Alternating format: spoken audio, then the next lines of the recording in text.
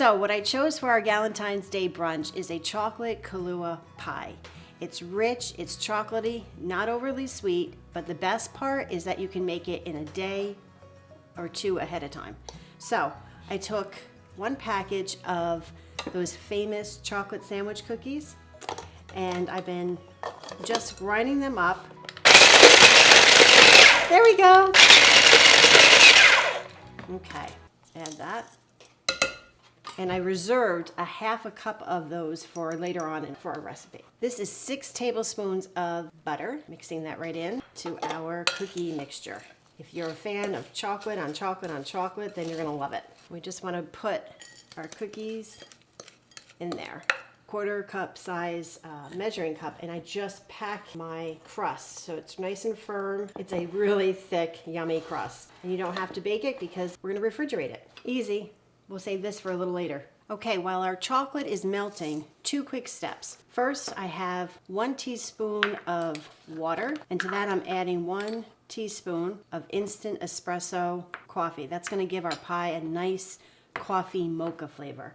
I have a packet of gelatin, and I'm adding that to 1 tablespoon of water, and that's going to sit for 5 minutes, and that'll help our pie stay together. That's it. I have 8 ounces of bittersweet chocolate that I'm just melting in a double boiler, and we just want to melt this down. Look at that silky, smooth chocolate. Okay, the next step is to take 1 pint of whipping cream, and I'm putting this in a nice ice cold bowl that I put in the freezer for about 5 minutes. That way it'll help us get nice, quick, stiff peaks. Start blending that up. Takes a few minutes, and that's why if your bowl is cold, it'll go a little bit faster. You'll start to see it thicken. So we're not quite done yet. We want to add a few more ingredients to this.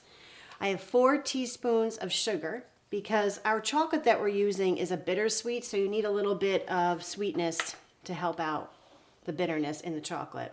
Remember our espresso? Here it is. We're going to add that. And then our Kahlua. 6 tablespoons of Kahlua.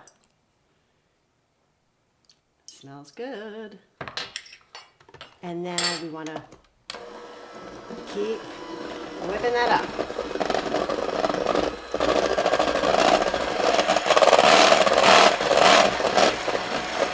Okay, let's set that aside and grab our chocolate. So remember that gelatin that we set aside for 5 minutes? I microwaved it for about 20 seconds, and I'm adding that to our cream. We want to just mix it up another second or so.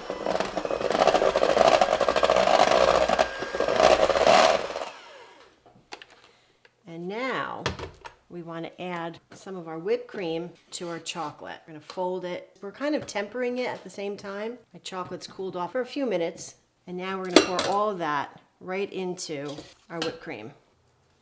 It smells delicious. And remember I told you to save about a half a cup of those chocolate sandwich crumbs. And we're going to add that now. Fold that into our mixture. And what's great is you can make this ahead of time that morning, let it sit for about 3 hours, or make it a day or 2. Looks good, smells even better. And now just pour it in your pie shell. Spread it around. Leave a little bit in the bowl for you know who. I'm going to get that right into the refrigerator and let it start sitting. Okay, the last thing we're going to do is we're making the Kahlua whipped cream to be served with our pie. So I have 1 cup of whipping cream to my ice cold bowl. I'm just going to start mixing that. Now I just want to remind you that you could also make this dessert in little individual ramekins or glass mason jars. That would be fun too. To this I'm going to add 4 more teaspoons of sugar.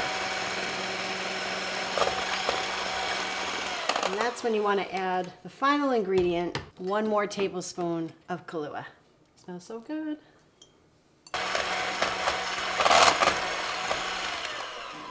So now I'm just going to put our cream in this pretty serving dish. And then your guests can help themselves and put it on top of their pie. Just add a spoon, and then your guest can add a dollop or two on their pie.